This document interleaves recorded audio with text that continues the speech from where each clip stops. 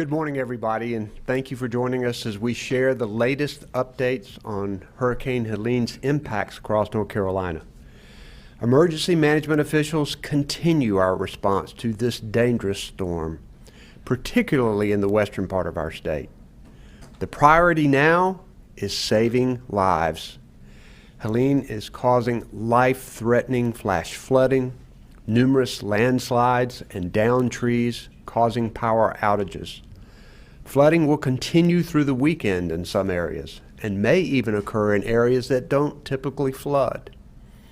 With the rain that they had already been experiencing before Helene's arrival, this is one of the worst storms in modern history for parts of western North Carolina.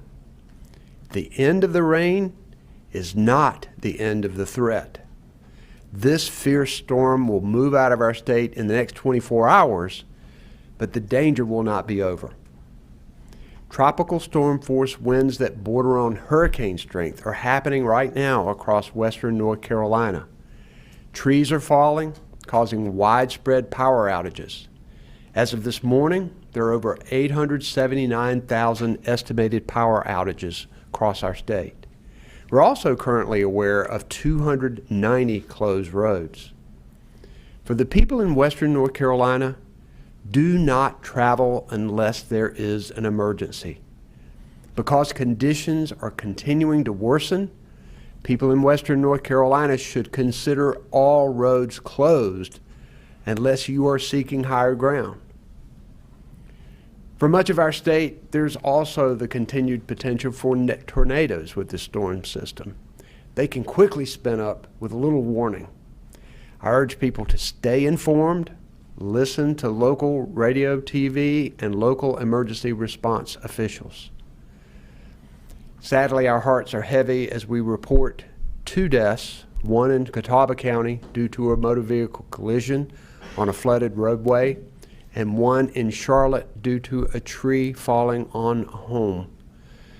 There will be more as we know this storm is continuing across our state. We are working to try to prevent as many as we possibly can. And in all parts of our state where there is flooding, remember, do not drive through floodwaters. As I've said so many times, we've lost too many North Carolinians who've driven into floodwaters. So turn around, don't drown. The state emergency response team's efforts will continue to work with local officials and support impacted communities today and throughout the weekend. Our state search and rescue teams are being assisted from teams from more than a dozen other states, and I'm deeply grateful for their work to save lives. Currently, we are aware of over 100 swiftwater rescues since the beginning of this event, but we know there will be many more. Our emergency management team here and in counties across the state are continuing to deploy resources strategically to save lives and to strengthen the response for counties and cities. Numerous evacuations have been ordered in areas likely to flood. If you're told to evacuate, please get out of the danger zone. There are about 15 shelters available and more will be added. Keep yourself informed as we bear the brunt of the storm to protect yourself and your families. We know North Carolinians are strong, and our first responders are the best in the nation.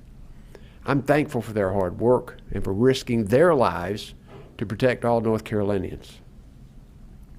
Today I'm joined by Emergency Management Director Will Ray, our Secretary of the Department of Public Safety, Eddie Buffalo, the Adjutant General of the North Carolina National Guard, Major General Todd Hunt, Chief Operating Officer of the North Carolina Department of Transportation, Chris Peoples, the Commander of the North Carolina State Highway Patrol, Colonel Freddie Johnson, FEMA Field Coordinating Officer Craig Levy. Our sign language interpreters are Brian Tipton, and behind the scenes, our Spanish language interpreters are Yasmin Mativier and Erica Kugler. At this time, I'll ask Director Ray for his update. Will? Thank you, Governor Cooper, and good morning, everyone. North Carolina is currently experiencing the impacts of Helene, which will continue into Saturday. As we said yesterday, North Carolinians should remain informed, have a plan in place to protect your family, and should take this storm seriously. The State Emergency Response Team remains fully activated today, and our operational priority continues to be on supporting our impacted local jurisdictions across the state. We continue to have our public sector, private sector, nonprofits, and volunteer agencies here at the EOC and working in communities across the state. Since yesterday, we have seen life-threatening flash flooding, landslides, and downed trees, primarily across the foothills and mountains of North Carolina. Areas of our state, particularly in the west, have seen immense rainfall totals already. As we go into this afternoon, we will continue to see rainfall across the state, with weather conditions improving over the course of the afternoon and evening. There remains a severe weather threat to central and eastern North Carolina, where tornadoes and heavy downpours are expected. For those that are in flood-prone areas, please make sure you are informed, that you have a plan of action to quickly evacuate if necessary, and that you are receiving information from reliable sources such as local emergency management offices and the National Weather Service. With such significant rainfall, water levels and flooding in the North Carolina mountains can rapidly change and can create a substantial threat to life. Many counties in western North Carolina have ordered evacuations to save lives. It is imperative that all residents in evacuation zones please leave and move to a safer location. Please avoid traveling if at all possible, particularly in the mountains and foothills. If you must travel, please visit drivenc.gov to check roadway status. This website is updated regularly by the Department of Transportation. As of this morning, as the governor said, there are over 290 roadways that are closed in our state from impacts of both Helene as well as PTC 8 last week. I want to thank our partners in the North Carolina DOT for their continued hard work to block roadways to protect the public and for continuing to quickly clear roadways when it is safe to do so. Further, the DOT is advising North Carolinians in western North Carolina particularly to seek higher ground and shelter in place. And as the governor said, do not travel unless there is an emergency. Emergency personnel and rescuers should be the only ones on the roadways, as well as our infrastructure partners as we move into power restoration efforts.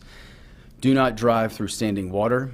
Do not drive around barricades and road closed signs.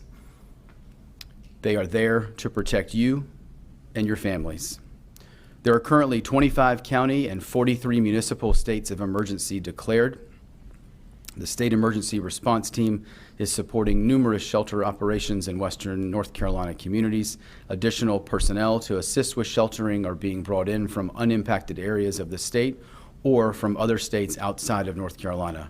14 local shelters have been opened in multiple counties, and for updated shelter information, please visit readync.gov.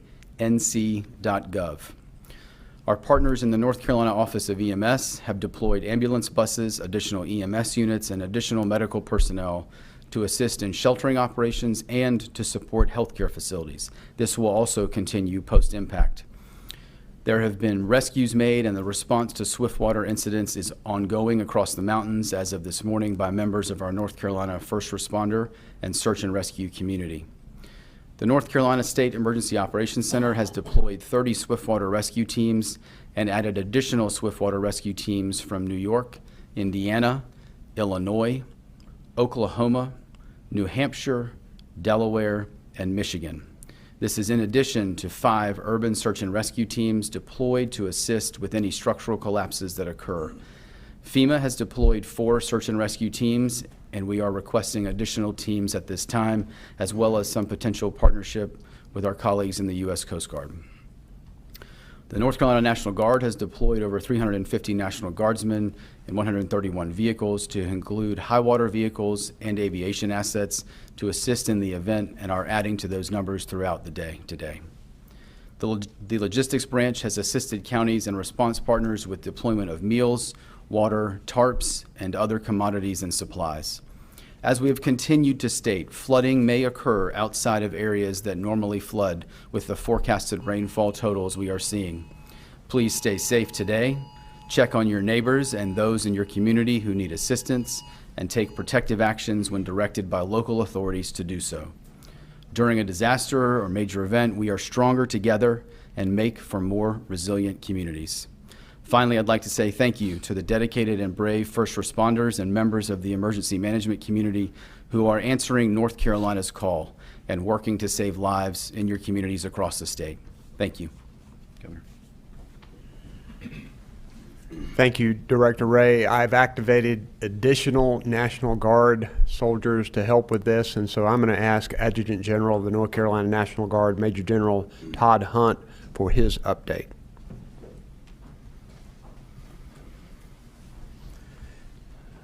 Thank you, Governor. And before I get started, I'm going to give a quick update on what the Guard is doing. But additionally, I want to thank the guardians of the great state of North Carolina for answering the call. Thank them and their families during this time of crisis. Our current status, or our footprint, is we are located in the following cities. Asheville. We've been in Asheville for over a day now, providing support last night. Charlotte, Morganton, Concord, with additional units we have in Burlington, Greensboro, and Rockingham. Those units are ready to move forward when the weather permits. Like was previously mentioned, we have 385 soldiers and airmen on duty with 131 vehicles. We have 13 aircraft ready to deploy when the weather breaks, and we also have some additional support, if required, from other states, Maryland and Connecticut. Our vehicles that we have right now are mainly high water type vehicles and palletized vehicles who can produce commodities and bring commodities to the affected areas. We are also going to augment forestry with some chainsaw and debris removal teams as we move throughout the storm. Again, I want to thank our guardsmen and their families for protecting this great state, and just have your prayers with those individuals that are out there today. Thank you very much, Governor. Thank you, General Hunt. There are a lot of people out there working today. We know that families are still in danger. People at this Emergency Operations Center will be working until we get through this thing. We'll take questions now. If you guys can move to the mics over here, if anybody wants to ask one. Laura Leslie, WRAL. A question for the DOT about the extent of road closures, outages, and how is 40 looking out west, for example, and what are the major trouble spots for transportation? We have 290 roads closed right now, but more of them are closing as we speak, particularly in western North Carolina. But Mr. Peoples, I'll let you come forward. Thank you, Governor. So right now we know of at least 4 spots on I-40 that are the roadways closed. The top of Old Fort Mountain, we have a slide that's covered all 4 lanes, so that the road's closed there. There's also high water in locations at several other spots on I-40. I-26 is also flooded at 2 locations, mile marker 55 and mile marker 38. US 74 at I-40 is completely underwater. So there's many other locations, and this is a rapidly changing circumstance. So again, I'd just like to echo, if you don't have to drive, please don't.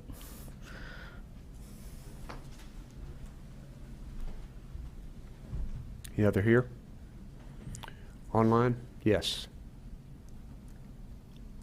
Go to online question.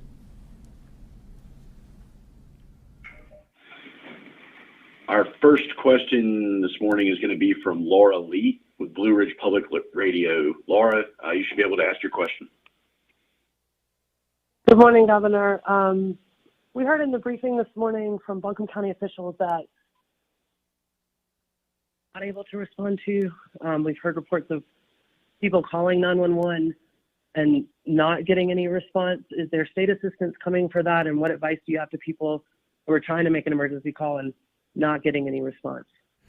We know the people in in western North Carolina, some of them are facing great danger from the flooding at this point, and emergency responders can sometimes be prohibited from going into places because of the danger themselves. I'll let Will Ray address that specifically. Thank you, sir. So we do know that we are starting to see some degradation of particularly cell service in parts of western North Carolina. As we work with our partners in the communications sector, particularly our public safety answering points or 911 centers, they are beginning to initiate fallback plans where unimpacted centers would be able to receive 911 calls on their behalf. Those fallback plans in those impacted areas are ongoing. We're also working with those jurisdictions that are reporting some of those major infrastructure impacts to look at either through state assistance or through some of our private sector partners the ability to, when safely, to move some additional support into that area to assist with that cell coverage. Next question. Our next question will be from Laura Hackett with Blue Ridge Public Radio. Laura, you should be able to ask your question.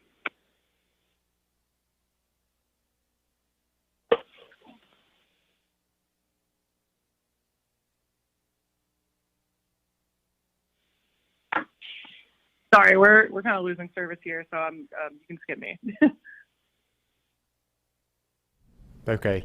Thank you very much for calling in. We know that there's frustration right now with cell service in western North Carolina. We have the service providers who are located here at the Emergency Operations Center. We are talking with them and working with them. I know that there are efforts going on to restore that service as soon as possible. Thank you all for being here with us today. Please stay safe, particularly to our friends in western North Carolina. We know that it's tough right now, but there'll be a lot of help coming your way. Thank you very much.